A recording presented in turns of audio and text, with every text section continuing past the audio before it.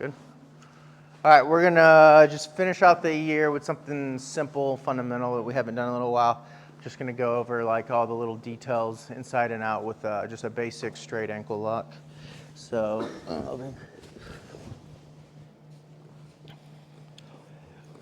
if you know the single leg X position, that's like the most common position you're gonna get this from, especially in the gi. It's probably the only position, but I got the one leg inside here.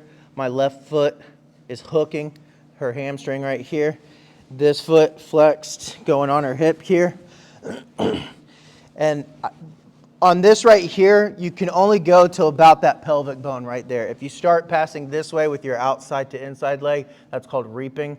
And in the gi, you'll always get disqualified. In no gi, depending on the competition, like who's putting it on, is whether it's legal or not. But you usually got to be at least a brown belt before that. So you don't want to pass this line right here. So once I get here, I bring this knee to this ankle right here. So this is the position right here.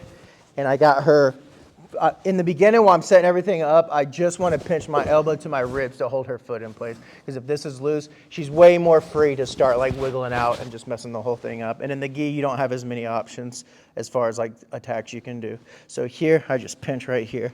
And then I want it like the closer I scoot towards her, the more my legs are bent, the better for me. So from here, I'm going to slide my arm under. And this is when I'm ready to start attacking. Like she's already tried pretty hard in the beginning. In the beginning, all I want to do is focus on the position. Good position, make sure she doesn't escape. And they're going to freak out at first. Most people freak out the moment you start going for their feet. And then if you don't tap them right away, they'll start to calm down a little bit, and then things get easier for you.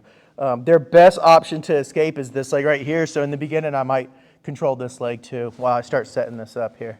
So this hand, some people like to grab this right here. You can do that if you want. I personally don't like that. I feel like it holds me back more than it helps me. But once I got her leg here, I want to so I'm taking my hand. Her legs are really short, so I'm going to do it with a different position. But most people, they do like this. Do you guys see this angle? And this is why it doesn't work. What you want to do is get cinched up way down here on the Achilles. And I want her toes, the more shallow I can get it on her toes, the better leverage I have. But the further you go, the more you risk their foot popping out. So you got to kind of play with that here. But I want to be straight like this here. Boom. Tight like this. And then once I get it where I want it, then I can start to use this hand to pull this hand up here. And then from there, so I get here. So here I start to pull up here. Sometimes when I have a problem, in the gi or in no gi, I do this a lot too, but you're right here, look, I'll grab this and I'll go this way and then come back. And you see how much tighter it gets, so it looks like that when you do it for real. So I'm here, boom, here, and this elbow, right now I start off, I want to be on my elbow, and then when I go to finish, I want to put my elbow on the mat and my shoulder on the mat right here. And she feels it tighten up already right there.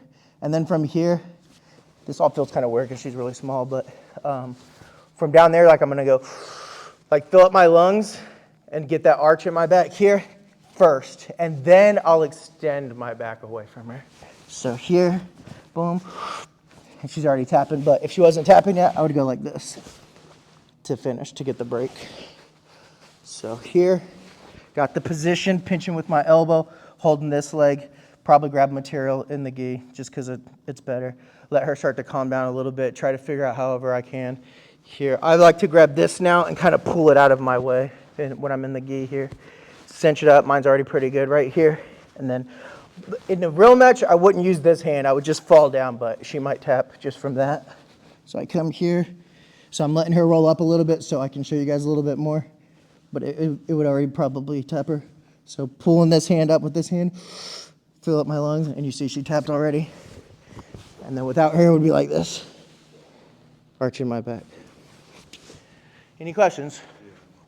So I've always struggled with, say I'm in single leg X and I'm sweeping them, that transition to get my arm underneath the leg, because it's always so tight, up against your leg. I always have a hard time getting my arm underneath it. Is there a trick without using the position?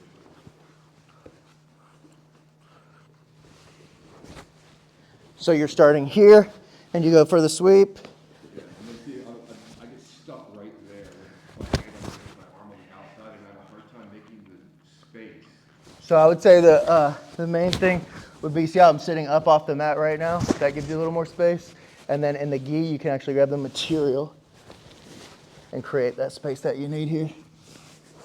Play with that a little bit. Any other questions? Taking a deep breath, does that help like get tighter in your stretch? Yeah, you're just expanding your chest, and it takes a little bit of space away and just locks everything in place better. Like you're getting that arch in your back. And then, well, the arch adds a lot of strength to it. And then there's two separate motions. It's like, first I get the arch, and then I extend. So it's two separate things. A lot of people do that together. They don't realize that it's two separate mechanics right there. All right, ready?